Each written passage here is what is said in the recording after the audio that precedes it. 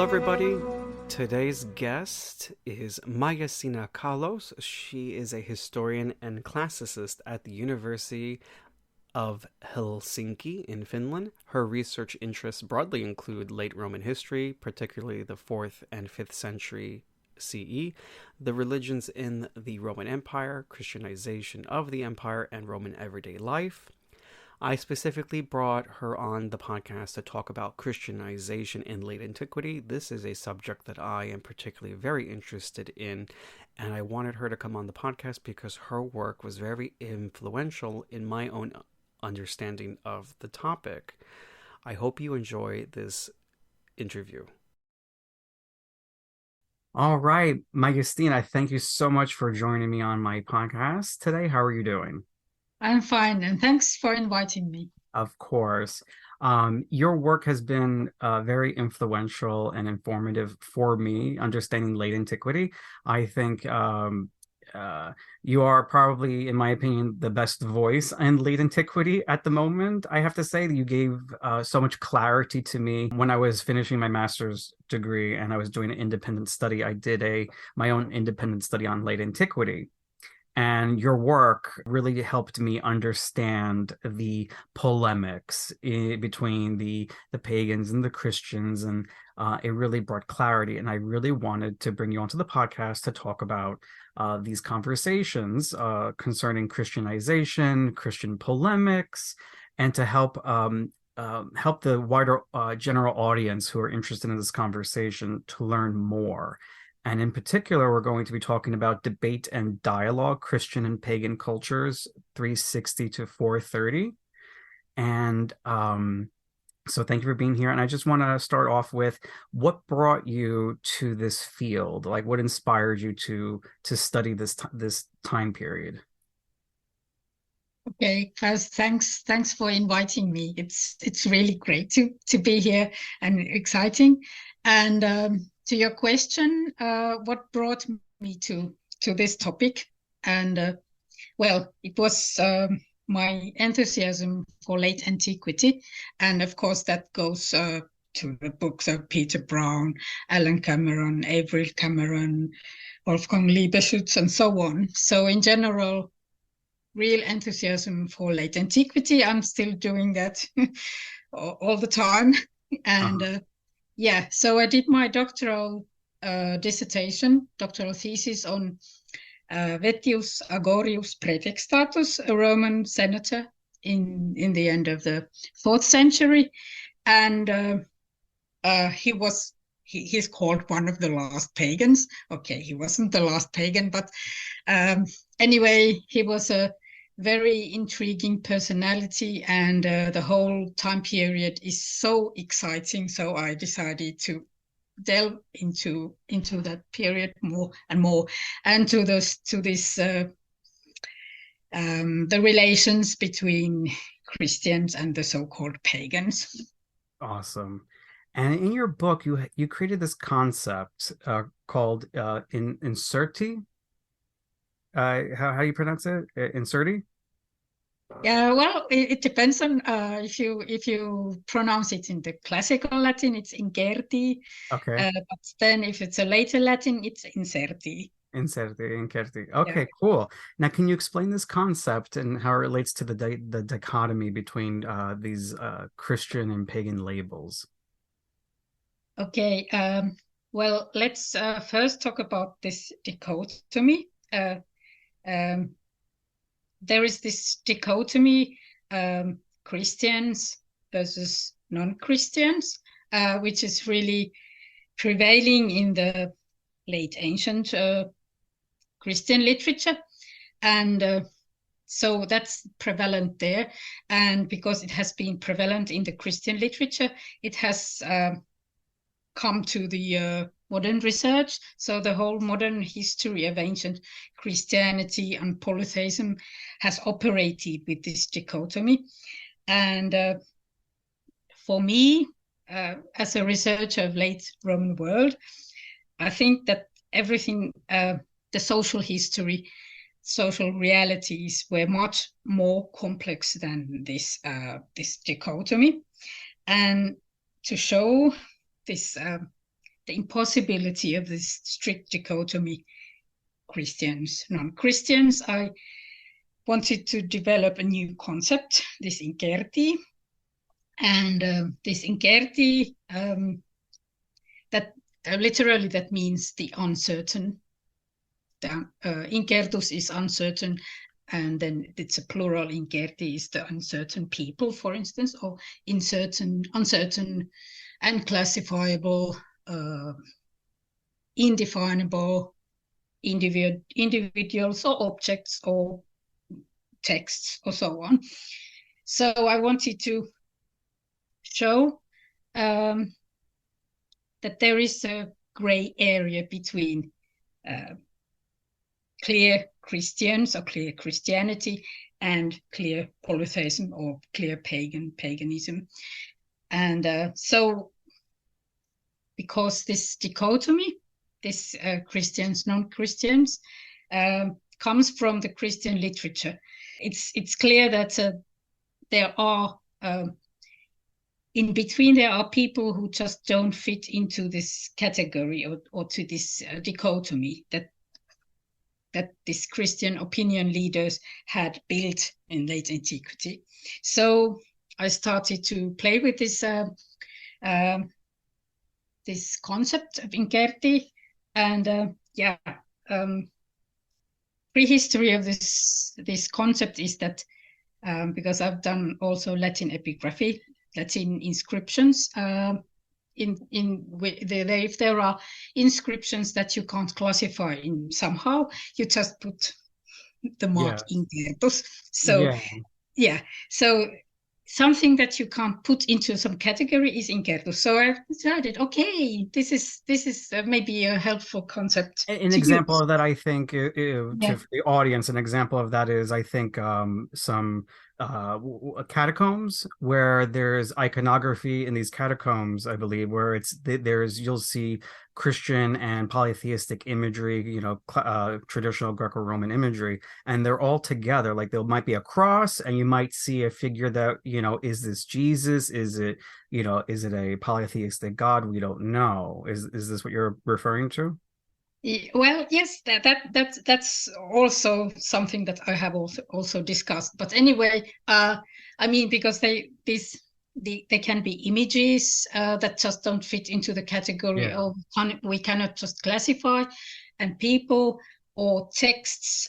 There are a lot of texts that have that modern researchers have really been like obsessed to classify. This must be Christian or this must be non-Christian. Yeah, and I think it's not always so necessary to do.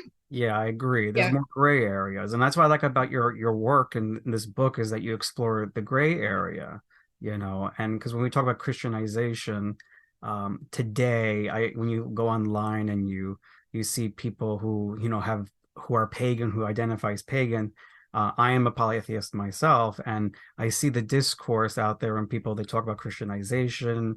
And, today we have clear identities, clear boundaries of understanding who we are. But back then, it is blurry. And how do we really approach the subject of the Christians and the pagans, and how did Christianity win, so to speak? And I think exploring the gray areas is a very helpful approach because it kind of shows you the overlooked area, correct? Do you think that things that are overlooked that might explain Christianization, that slow move to something new?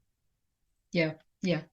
Well, it's a truism that, of course, our modern thinking is really, really there behind influencing our views because, we have the world has gone through, Christianity has gone through like Reformation period and so on. So, and whatever, we are really modern people, and then we are like putting our categorizations there, and we are stuck to those and obsessed to this classification. Yes. Okay, of course, that's a very human thing to classify. I think. Of course. Yeah.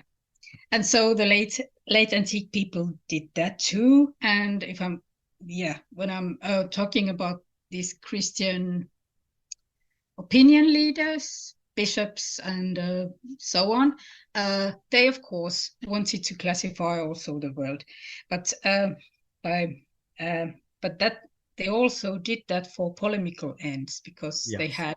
they had some ideas about what their Christianity is and what they think proper Christians should be, and Yeah. then they were also like introducing that Yeah. So to the Christians were trying to, in their own process of defining their own identity, they created the label of paganos, pagan, yes, in order yes, to yes, say, well, this is what Christian is, because if it's not this, then it's that thing. And so yeah, yeah. do you have any examples you might be able to share of Christian opinion leaders doing that? How did they navigate the gray areas and try to set the boundaries of what is Christian and what is pagan in their eyes? Yes, I could take um of course there are very very well-known examples like Augustine of Hippo, uh, and Ambrose of Milan, who were really really influential. But then there are of course less known bishops who in their areas were like in their sermons and letters and all that, they were like advising their flocks what to do and how to be a good Christian. And I could take one example from Bishop of Verona in northern Italy, Zeno, in the end of fourth century, who described he complained about vague and deceitful Christians, and he says they are really ambiguous, like two-minded Christians, and deceitful. And he says that among the pious and the impious, so like good Christians and then the pagans, these ambiguous Christians, they are like in the middle, and they take neither part completely. So he thinks that proper Christians are here, and then these impious pagans are there, and then he thinks that these ambiguous Christians are there in the middle, but somehow they are neither Christians, they are like neither pagans, but at the same time they are Christians and then they are pagans. So Yeah. this is really something. Yeah. So these might be people who are going to church to hear a sermon, but then also going to a temple, or maybe at home. The religion is probably more mixed in the house, where they have, maybe on the home altar, for example, they might have statues of Hercules and Jesus or something, or they have a cross there, but they also have, Athena, for example, like that sort of like mixing at home, right? Yeah, yeah, and yes, and having a domestic cult, maybe they like in Roman cult they would have a altar for the Hmm. lares, the home Yeah. gods, and yeah, so which would be like really a common self-evident thing to have. And then if there would be farmers, they would go to the fields and have several kinds of rituals for safeguarding the harvest. Yeah. And yeah, so and making Yeah. practices there. And then in the villages and in the cities, they would take part in several kinds of Yeah. parties, celebrations, annual celebrations, celebrations for the harvest, and so on, for different Yeah. reasons. Yeah. That even still, that it happens today. It's amazing when you look at that in late antiquity, that transition, but then you look at Mhm. today and you look at traditions in the Mediterranean, like they still do these things. It's really interesting. Like, for example, the harvest. My Yeah, friend from Italy, he tells me about where his family's from. For example, they take out the statue of the saint and parade her through the fields.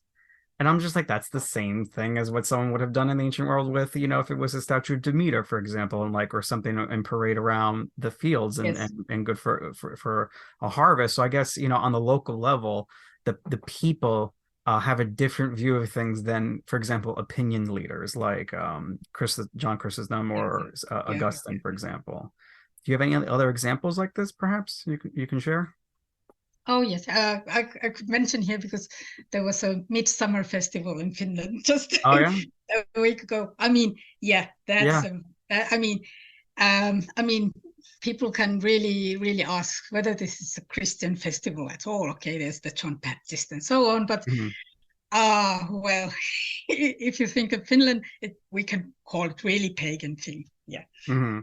it's a celebration for the summer. So many of the celebrations were for the, let's say, for the annual cycle, which is Yeah, really universal, of course. yeah, Yeah, and so important, and even in antiquity, even more important. I mean, in all the rural societies, that's really yeah. important. Like when we talk about Christianization, people I think they wonder, oh, how did these things linger? It's like, well, you have an entire this whole large geographic region. Would you expect people to go in and try to police people so locally? That's really unmanageable if you think about it.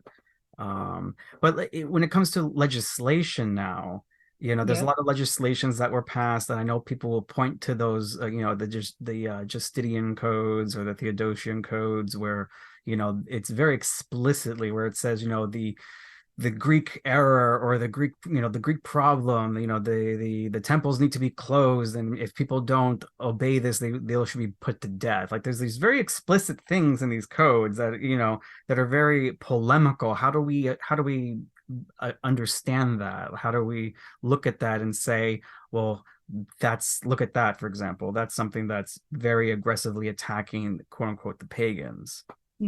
How Yeah. effective were those laws? Oh yeah, oh, it's a huge topic. Yeah, if I can advertise here in my recent book, Religious Dissent, which Mhm. came 2, 3 years ago. Yes, yes, I have Um, that on the shelf too. yeah, yeah. So there I discussed that a lot. I mean, the Okay. how efficient the laws were, and what was the purpose of the imperial legislation, and so on. And one thing is important to mention is that they are manifestations, so they are like moral proclamations that the emperor or the imperial court or the administration makes it known that they have really thought of this thing, and now they are like showing how things should be, and that the emperor really cares about so on and so on, and really replies to the Christian demands and so on. So that's one thing. So it's a really like a like a A moral moral decree. proclamation Yeah. more than a practical thing. Okay. And yeah, and then these laws also, or the imperial court, the administration also replies to several lobbyists. So they are like, many of these laws are situational in that sense that they are reactive. They react to certain situations that some like we know actually from other sources that, for instance, in North Africa in the time of Augustine, bishops really lobbied the imperial court Hmm. and asked for harsher measures or harsher legislation. And so that was some of power play that Hmm. bishops there, and then imperial court replies somehow and just manage with the situation. And Yeah. yeah, so No, so there are situational things yes, and and very regional. in regional, yes. Okay, so Yes. regional, and so that also brings into, I think, the issue of how does one really carry out and execute these proclamations, for example. Like I think today people, when they hear a decree by the emperor, they equate it to more like, oh well, if the president issued an executive order, it must be followed. Like there's this more, like today we have strong systems where orders and laws that get passed, they get put into place and are effectively regulated and implemented. And so yes, in the ancient world, did it operate like that with the emperor and his decrees? Like how did the decrees get implemented yeah, effectively and practically? Was it like yeah. people just try to, oh, the emperor said this, but whatever. I'm you know, so far away from Constantinople right now. Who's going to bother me? I'm not going to bother with this. Is it like Yeah, that? yeah, yeah. One can say, and you say, as you said, that that now we have this kind of admin and legislation and implementation. Of course, well, it's a very modern thing, and it, of course, it doesn't happen in every modern country. Yeah. So yeah, so well, yeah. The implementation, yeah, I mean, at the regional level, it depended on, of course, how did this first the information of the law, how did it come to the particular province or region? Then how about the regional administration there, the local governor, if he was interested in implementing that, and then whether he had any power to do that, and personal and so on, and surveillance, and yeah, so it Okay. really depended on the structures, and Mhm. yeah, we can be really skeptical about Yeah. that. And I Yeah, guess this is what contributes to the long process of Christianization, because yeah, the as far as I understand, you know, the emperor didn't outlaw quote unquote paganism. So like there's no law saying identifying a religion because there yes, was no yeah. religion to identify, correct? Yes, yeah, yeah, yeah, yeah. Yes, yes, that's true. That's very true. Because if an emperor would say that, okay, that the pagans there, well, who are the pagans? And that's why we have um, some laws where practices are um, listed, and like you shouldn't do libations there, and you shouldn't burn incense, and so they are really like right listed and specified. They're pointing to certain practices like Yes, exactly. qualities that they want Yeah, to get rid of. So yeah, there was no religion. There was it's like, well, I can't just say I'm banning polytheism. That wasn't a religion. So they're like, yeah, oh, yes, oh, well, they're burning the incense. They're doing the sacrifices. They're doing these like things that I can see that you're doing, so we can target those things. exactly, Ah, very exactly. interesting. And yeah, and when we are thinking about this modern scholarly discussion of Christianization, it's sometimes really problematic, uh, because I mean, when it is discussed that the paganism, indeed, well, what paganism? I mean, because as a modern perceivers, they somehow suppose that there was some unity, that there was some unified entity, like that there was paganism or polytheism, or so, that it's one. And the same, actually, the same applies with Christianity. Modern scholars often suppose or think that there is one Christianity. So we researchers unfortunately tend to think in these unities, and Yeah. yeah, and that's why now I try to look at the regional differences and stress this, that there was no unified Christianity. There Yeah. were local Christianities, Yeah. okay, And then horrible the plural, quote unquote the heretics. Yeah. yeah, and so on, and Yeah. Yeah. yeah, yeah. And so the rhetoric now, how did Christians try to persuade people with rhetoric? Well, bishops who made their sermons, they really, I mean, if well, of course, not everyone was a real rhetorician, but they were really well trained uh, in rhetoric and in speaking and in persuasion people. And if we think of like Augustine, he Mhm. was a professional rhetorician before he came Mhm. bishop. So they really knew the how the work, Yes. and they were really talented, and in that sense, and they have been so persuasive that they really Hmm. have persuaded or also modern researchers in many ways. Okay. And so if we think of the rhetoric, rhetoric is like not describing reality. It's also, they are like in their speeches and in their sermons, they are like shaping also the reality, in that sense that they are telling this kind of Christians are good and this kind of Christians are bad. And so they are really like forming Christianity in their speeches and in their sermoning and letters and theological tractates and so on. Yeah. Now, the question someone asked me, I saw online one time, was how were the Christians able to convince people to give up their ancestral religions? And I'm like, that's a really good question. Like, how Yeah. did somebody? So we're imagine us, we're in the late antique world. It's probably like the fourth century, let's say, and there's this religion out there. They have good arguments, but like, oh, I come from, I'm a Roman, and my family's been, we've been doing this for so long, and you have the role of the father of the household, for example, right? Doesn't the father of the Yeah, household have a very important role of the religion? yeah, yeah. And the how the Romans understood their religion in terms of like ancestors and tradition, and like what the forefathers did, this whole idea of Roman religion. How do you get someone like that to be like, oh yeah, that's all wrong? Like, I'm gonna go with this new thing. Like, what's going on there? Is there a conversation really being had that um kind of ties in the old to the new? Mm.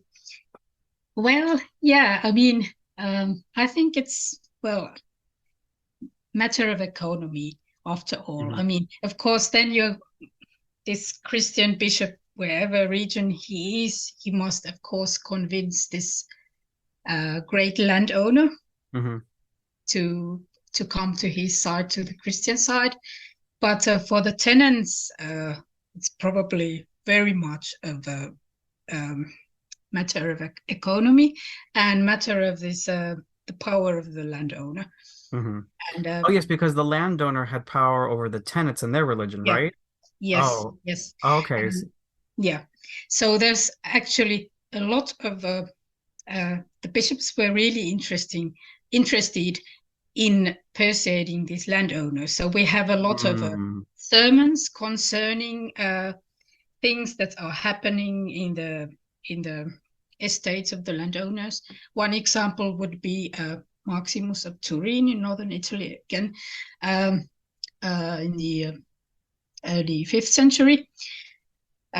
He gives, or we have several sermons left extant in his corpus, that where he really eagerly appeals to the landowners that you should not let your tenants make sacrifices and there on your estates, and you should not let them go there and yeah, that and celebrate this and that, and then like saying that if you, I mean, it's, the whole thing will be polluted, and yeah. even if you don't do it yourself, this landowner, you will be polluted. And if you Uh-huh. just, yeah, if you just allow that, it's all polluted.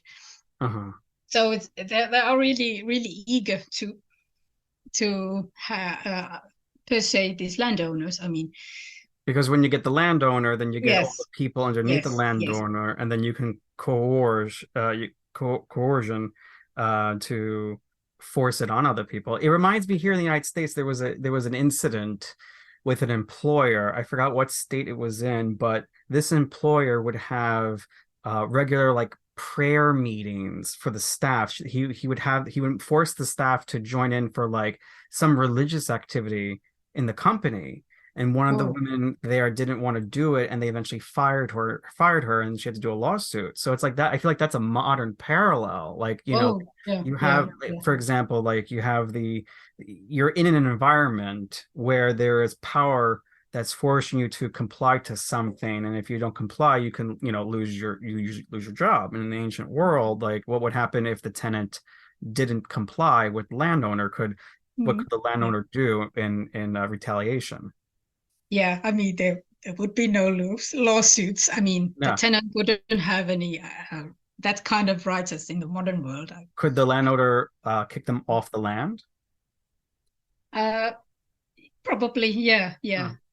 Or okay. and then if you think of these appeals to the landowner could just destroy the shrines there Hmm. on his or her estates. And these bishops also apply, I mean, appeal that they should do that as well. Oh, wow. So, so I mean, yeah. But then I'm thinking this all sounds so harsh, and Yeah. then because that's of course there are the appeals. We don't know how many of these landowners really did this, and Yeah.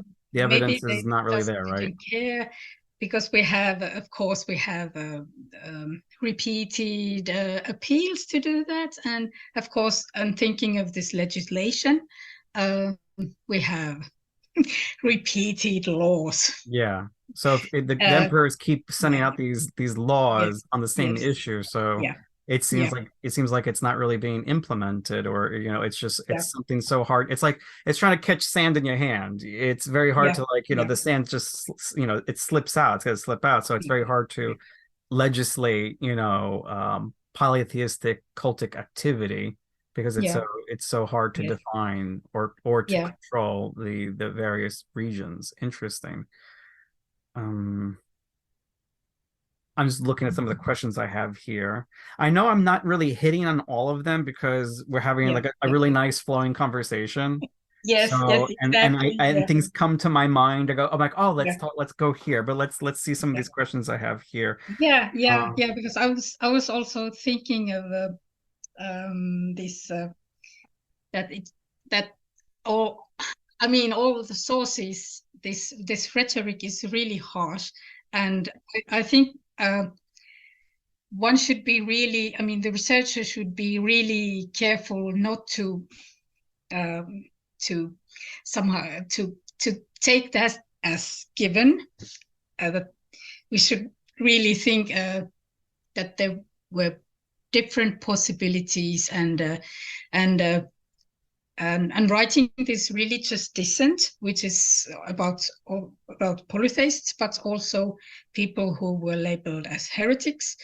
And then I try to look at the everyday life situations and everyday life reactions, mhm.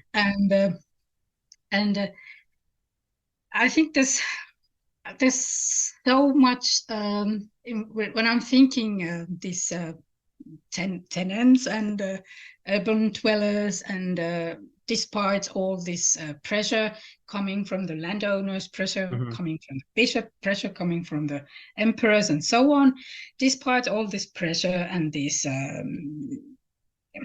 all this forbidding and so on, and economic pressure and so on, despite all this, um, there's huge creativity there in the people's reactions. I mean, uh, if they can't do this and that, and if the like the space is somehow diminished, okay, they go underground, they do their things underground, okay, or then they just do it in different way, and then we come to this matter of which is also very much discussed in research, syncretism. And Yeah. I don't know if the syncretism is a good word, but Yeah, I oh, think yeah, I think the new term they're moving to is hybridization. yeah, yeah, Yeah. that's one, hybridization. What's the di uh, what would you say the difference is between syncretism and hybridization? I don't know, because Okay. I'm skeptical with the word, with both words, because okay, maybe hybridization maybe gets more what I think what happened, because syncretism maybe implies that there are traditions that are somehow separate. Like, okay, here we have this polytheism, Yeah. this entity, The and the, then the we have here indigenous this tradition Christianity, this and yeah, entity, and then they just get yeah. syncretized. So that's why I don't like the word. Maybe hybridization gets more this feeling that they are not like somehow separate entities. Mhm. There has been um, creative, lively cross-pollination, whatever. Um, living together Mhm. in communities, and so that's why, yeah, Yeah. that's why maybe hybridization would be better. Then maybe other like popular Christianity is one thing. Then third paganism is one thing. Yeah. Okay, I mean, Yeah. So yeah. would you think it's the idea? So going back to like the question someone asked me, why would people give up their ancestral religion? And I kind of want to respond to that and just say, well, maybe the people didn't really see it as something so foreign and alien then. Yeah, I mean, of Yeah, course there's gonna be people on the intellectual level, like the intelligentsia of like let's say the Neoplatonists. You have Celsus. yeah, You got yeah, people who absolutely abhor yeah, Christianity, but they yeah, don't like it. yeah, They think it's they have it's not true religio. It's it's superstition. They called the Christians athei. The atheists, and so there's going to be people who don't accept it, but on the maybe on the low middle, yes. on the non-intelligentsia, the common people, politicians, farmers, merchants, everyone else, maybe to Mm. them they looked at it and said, this isn't all that different than what I'm doing, like, or what I see around me. What makes that different? Do you think that's a fair assessment? Exactly. That's a very good point, because yeah, because like if we think of like the ancient writers like Augustine, Jerome, Julian, Celsus, Hmm. uh, and so on. They are really, I mean, and Athanasius and um, Cyril of Alexandria. They are really harsh, and they make really much noise about this this this purity and so on, and this separateness. And then, as you said, maybe the low levels people were not feeling the same thing. Maybe they were really thinking, okay, these things we are doing these annual cycle things, and we have these practices, and everything goes Yeah. well, and yeah, and Yeah. so on. So they didn't necessarily uh, feel that any way problematic. Yeah, But then, especially in the beginning, right? yes, Before there's any orthodoxy, where yeah, there's lots of different types of Christianity. And in the same way, for example, Isis from Egypt, got exported and became a Greco-Roman goddess, for example, that you could yeah, find in Greece and Rome and all over, outside of Egypt. Same thing with the Christian religion. It got exported from the Near East and went across Rome, and like, why, to them, why would they see any real difference? So then I'm piecing everything together. You have this export of this cult. It goes across, people adopt it. mm, It's yes, existing alongside their established, traditions and cults and everything else. You have that incerti, the uncertain yeah, people that are mixed into it.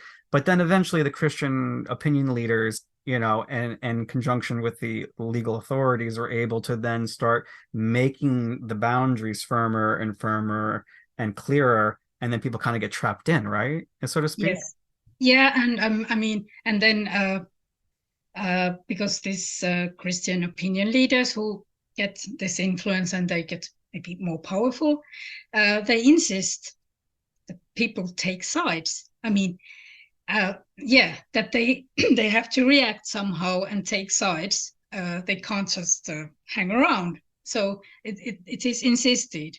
and the same same thing we see happening in the case of orthodoxy and heterodoxy, and so like you have to take sides on which side you are, on which bishop's side you are. Yeah.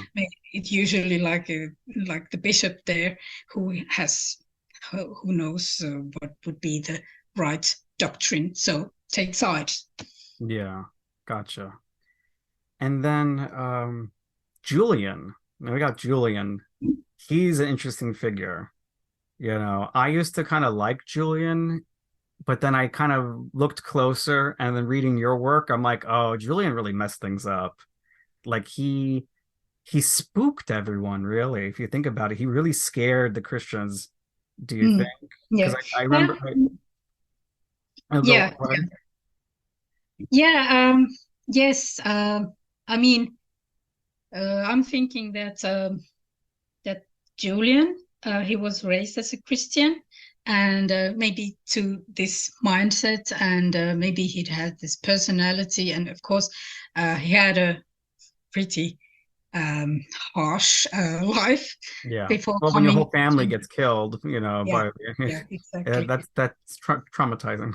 Yeah, that must be really traumatizing, and of course we know about his life because he has written, and we have sources and so on. So we don't know what happened to other people, other individuals who have got somehow a little bit more rigoristic, Yeah. and yeah, maybe some kind of fundamentalists. So yeah.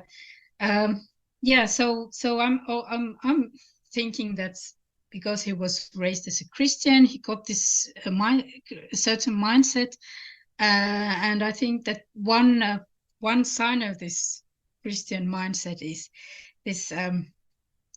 this strange um, eagerness for the sacrifices. Yeah, Yeah. yes, because I think that that's coming from the Christian literature. Christian writers, when they really polemize polytheists, they always get into the animal sacrifice, Mhm. which was not necessarily that crucial in late antiquity.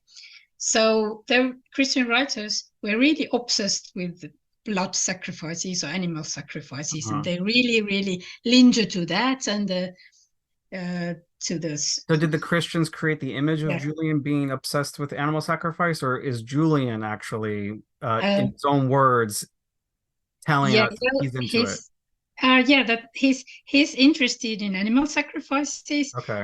We have, of course, the mention of Ammianus Marcellinus, Mm. uh, the Roman historian who really admires Julian. Mhm. Otherwise, but he when he gets to this sacrifice thing, he's really puzzled that why this obsession for sacrifices. Mm. So for him, that was at least somehow strange thing to, Okay. yeah, And so the Christians and probably exaggerated it. yeah, exaggerated eagerness for sacrifices, animal sacrifices, and one must, of course, mention here that Ammianus Marcellinus is not a hostile source. He's an admirer of Julian. Mm. Um, so I think that's a sign for this, that in a way, if it's almost like a caricature. Oh, Of, okay. yeah, so that Julian gets this caricature of what's the really bloody paganism, Hmm. and then he's like doing it. Okay. So I know this is really probably provocative, yeah, because then otherwise, of course, Julian is well informed of Neoplatonism and so on. So, but this I think is somehow, yeah, and he's making really an issue of this um, Christians and Hellenes, this Yeah. this separation or dichotomy, and I think that's coming more likely Yeah. from the Christian side. Hmm. because Julian, how does he contribute to the defining of Christians now? Because before you have this, no, there's no religion for paganism. How does Julian take Hellenism now? Like what was Hellenism to Julian? Did he really conceive of it as a religion, or as like, how do we understand Julian's use of Hellenism? Yes, I mean, for Julian, it must have been a really like a totality. I mean, not only religion, but culture, literature, language, and so on, Hmm. but also religion. As um, for other writers, it wasn't necessarily a very religious thing, and I think that's the Christian contribution there. And Hmm. Julian is like intensifying that thing there, I Yes. think. Yeah, because when we think of this invention of paganism as Christian construct, there were no pagans before Christians, Yes. Jews, of course. Um, and there was just this variety of practices, beliefs, cults, gods and goddesses, and yeah, Hmm. very and regional differences. Yeah, of course, but yeah, I mean, these people called their things uh, cultus, treskeia, and so on. I Yeah. mean, Yeah, yeah, so it's exactly. a very Christian thing to think that there is some uh, con some entity there, Yeah. And unity. then this later informs academics, right? So uh Yeah, so the Christians created these labels and categories, and as a consequence to that, scholars and academics use that dichotomy and then put it into their research, right? yeah, yeah, And yeah. And I think it's really such thing that I when I'm thinking of myself, um, I'm like struggling with with these categories, but that's what makes and it so yeah, they much fun are. to study. Yes, it is. It is. That's the fun, but sometimes it's yeah. I mean, but the main point is, of course, I can't get rid of those categories. Yeah. I'm embedded. They no, I'm not embedded. Those things are embedded in this culture. So I have really Mhm. got to into that, and I can't get rid of that. But I can be really conscious of those and struggle. And of course, that's the thing to be really conscious of those. Mhm. Is there anything about Christianization, misunderstandings about Christianization that need to be addressed, that you think people who are interested in this topic of late antiquity, Christianization? Yeah. One thing is that Christianization, like some other really big concepts in history, like Reformation or Romanization, uh, Yeah. they are really misleading because they are really big concepts, and we think that everything, like, we tend to think that things happened linear Hmm. process, or the same pace everywhere, and so on. And then we think it's really, oh, It's not monolithic. It's yeah, it's monolithic, and it's not straight away. And yeah, and yes, I'm trying to find a nice phrase here, Mhm. which I took, which is in the end of religious dissent in my book. Quote James O'Donnell's excellent seminal article from 1979, where he said that Christianity uh, prevailed, and paganism survived. And then I just inverted into that, okay, uh, paganism prevailed and Christianity survived. And that's a provocation, because I don't think that there are these entities like paganism or Christianity, uh, but that there is something else is going on. And uh, So that's what I want to call a regional religion or local religion, which maybe tells us more adequately about what is going on. So there's no Christianity, there's no paganism, there's something else, which is this local things. So Okay. I think that Bringing the that's scale down something. to the local level. Yes, exactly.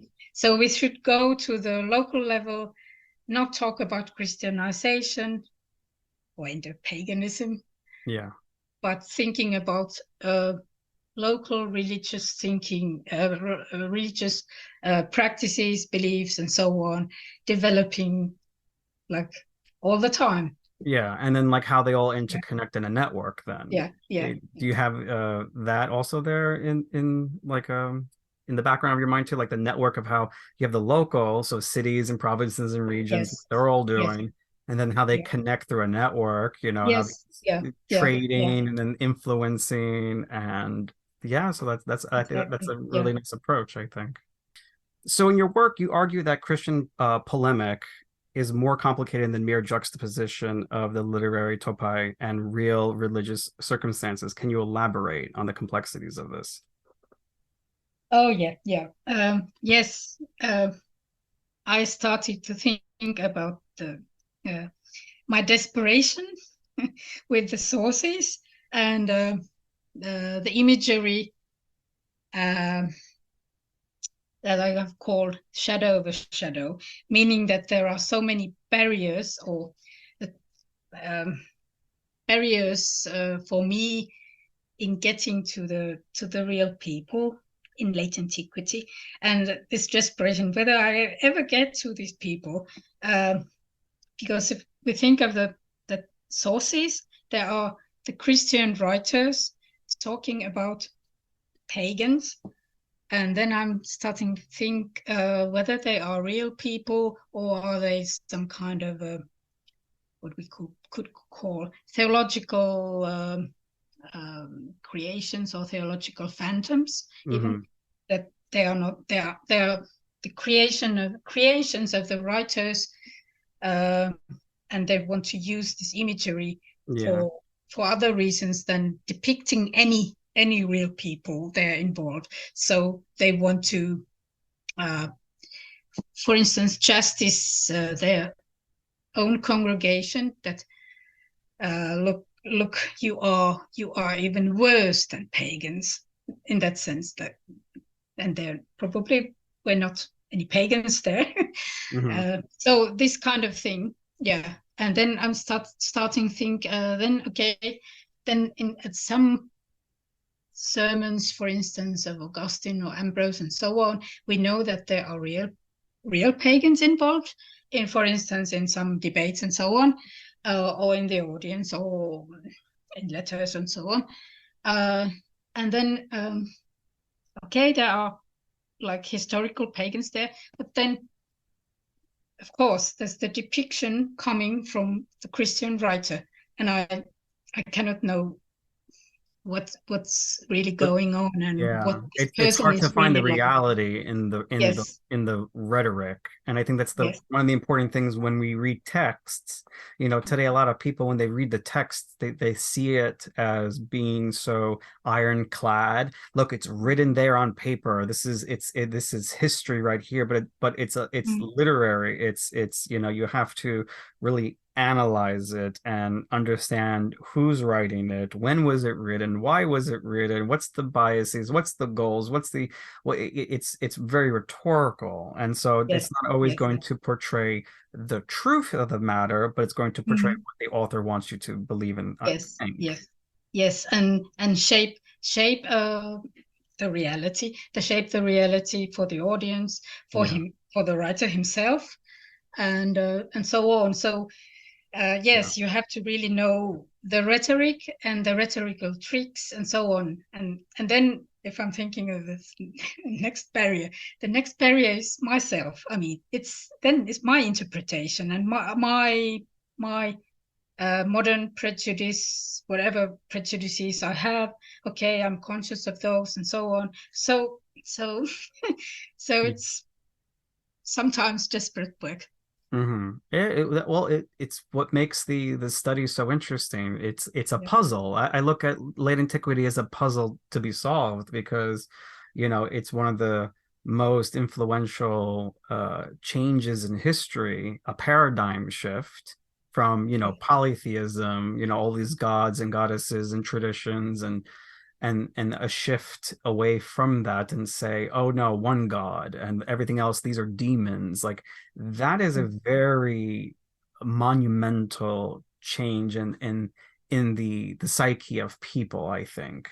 And the Yes, repercussions yes, of that are countless to name. So that's why I think late antiquity is so amazing to study, because you get to really look at societal change in a long time period. yes, I think that's time is also is a barrier to this question, yes. because there's so many centuries to kind of study, and it kind of it makes the study difficult, right? In what way do you think time in all these centuries makes it hard to understand late antiquity? Oh yeah. Oh, well, of course, it's this distance, and because so much has really happened. And here, yes, that's one thing I wanted to mention also, was that uh, uh, so much has happened. For instance, when we are thinking of the Reformation period, then I think so many things changed after that, that the Christians in the modern world think too much of this ancient Christianity on those terms, Hmm. that, yeah, this post-Reformation Christianity terms. Yeah. The ancient Christianity was so so different, and so it was so alien in Yeah. as well, like the ancient world in general. If we think of this worldview of different spirits, the world is just full of different spirits in different hierarchies, and daimons or Yeah. demons, if Christians call them, and bigger and smaller divinities and so Hmm. on. So and that was shared by everyone, whether Yeah. Christian, Jew, or polytheists, and Yes. yeah. So, and that's something that like Christian researchers today tend to forget. Yeah. Yeah. So So I'm there's a saying lot of this common ground in provoking. Yes, antiquity. yes. Yeah. Okay. And now the concepts of religio and superstitio. Now, how does that come into play with Christianization and the polemics? What were the Christians arguing in this context? Yes, religio. Yes, the Latin term. In classical antiquity, it was not only religion, but it was also like a duty, and this kind of a relational things. Hmm. So yeah, but it also meant religion, and it also meant like the very much the religion of Romans. So Yeah. there is religio romana, it's the civic religion, Hmm. which was done in the um, correct way.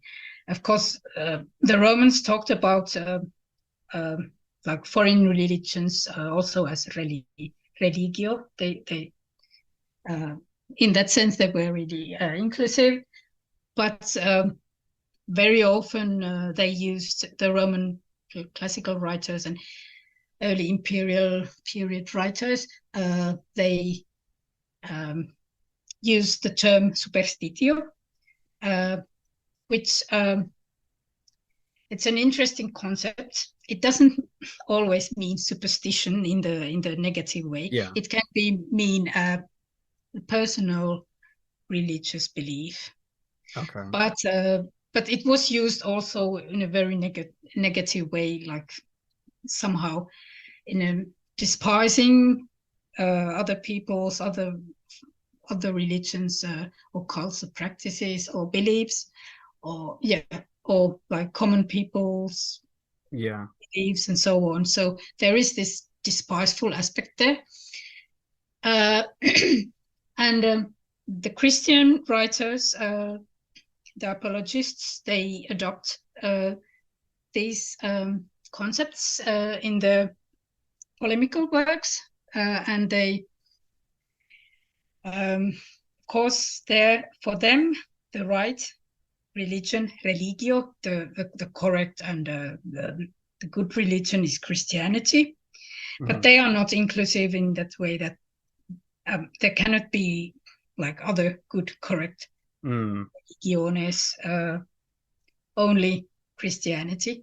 Okay. And then all other religions, cults, practices, beliefs become superstitiones. Okay. Superstitions. And so the Christians tried to do whatever they could to argue that they were correct, and they did a lot of debates and used their rhetorical skills to persuade and convince people that they were correct. Yes. And so I guess, well, what happened to the pagans, the quote unquote the pagans? Why couldn't they fight back with rhetoric? The Greeks invented rhetoric. What happened to them? They didn't really seem to be able to market and convince people. What was the problem there with them? Yeah, well, that's a very good question. Yeah, I mean, maybe pagans, polytheists, they thought that they are not like they don't need to sell their religion. Of course, like if we think of some individual cults, like the cults of Isis, or and so on. Of course, there was a marketplace where that's a metaphor. Of course, there was a marketplace of religions in the imperial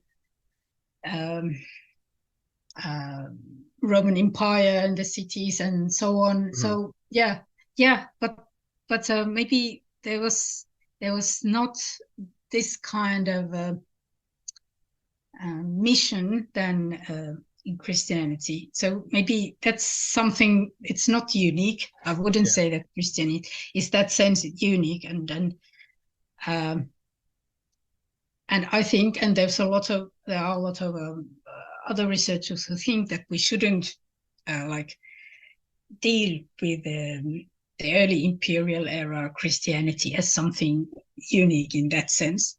Yeah. But yeah. But yeah, and when we think of sources, well, we have a lot of Christian sources that are extant, and less those sources that responded to these Christian claims. And now I want to just get a little speculative at the moment. I want to return to Julian. Do you, from what I understand in your book, you mentioned how Julian kind of, I don't mean to put words in your mouth, but I want to paraphrase, I guess. I'm trying to remember what you said exactly. It was about Julian, he made the situation worse in the end for the polytheists, because what he did, how harsh he was in terms of trying to, let's say, ban Christians from education, and all the things that he was doing. When he did die and the Christians came back into power, they became more zealous in their mission to have more control and to protect themselves. Is that what you wrote? If I'm remembering correctly, I'm trying to remember. It was no, well, more or less. I don't remember. I have to see if I can find it. But yes, but I think I wrote that Julian intensified the whole the situation. So that's what I think. And of course, Christians in the reign of Julian and after his reign, they got somehow to the defensive. They got very defensive. So it in that sense, then his actions contributed to the downfall of polytheism, for example, because up until the point with Julian, there was a lot more cohabitation, coexistence. There was a lot more kind of negotiation. Yeah, And yeah. then after Julian, it was kind of like, no, we're not negotiating anymore. You guys, thinking as a Christian, if the Christians are thinking this way, you guys, if you get power, you're going to eliminate us now. So Julian's actions kind of helped to facilitate the Christian polemic in the long run. So if Julian didn't exist, let's say Julian was more moderate or mild, and he didn't try to kick the Christians out of schools, maybe history would have played a little bit different. There wouldn't be, or Christianization would have just been more long drawn out. We will never know, but it does seem like Julian, didn't help in the long run. Yeah, possibly. That's possible. Yeah. Yeah. Yeah. I mean, when I was analyzing the speeches of Themistius, Mm-hmm. who is a really interesting Yeah, I like person. them. Yes, as the Greek rhetorician, Yeah. who was polytheist himself, but he was working for the Christian emperors as Yeah. the rhetorician, and he was advocating this coexistence, and it. I mean, under certain emperors, it would have been probably completely possible. I mean, we could yes, if we could just imagine that there could have been Roman Empire with Yeah. Christianity, perhaps religion of some emperors who supported it and gave lavish donations and churches, blah blah, so on. But then there could have been other emperors who would have been supporting some other gods, like Yeah. I mean, quite possible. I mean, Yeah. earlier centuries. Yeah. Yeah, History could have been different. It's interesting to think about that. And yeah, and Julian, yeah, Julian is just, he haunts the Christians for centuries later when you get to the end of the Byzantine Empire and you have Plethon. His yes, Plethon's major opponent said that he suffered from the same affliction that Julian suffered. So, Julian, like 1,000 years, 1,100 years later, whatever it was that long, still is being, invoked as, this ghost that haunts the Christians, and as a figure to look at and be like, this is bad. This is a dangerous person. yeah. And I mean, because he I mean, for the Christians, for the Christian generations after him, he must have been a really intriguing, fascinating person. And Yeah. I mean, think of all the stories about his death, so different Yeah. versions and so on. Yeah. Yeah. So Interesting. I do want to pick your brain. This, we don't have to include this in the podcast. This is just, I want to pick your brain yeah, on this. When I was approaching Christianization and late antique world, I was thinking in terms of how does identity play into this? So if you think about, let's say you're in the Eastern Roman Empire, you have people with layered identities. Let's say yes, you're in Syria. You're a mm, Syrian. You're Hellenized with Greek mm, Scythia. You're a Roman citizen, and then you have your local traditions. Then you have like the Greek Roman cults around here, and then all of a sudden now Christianity comes in.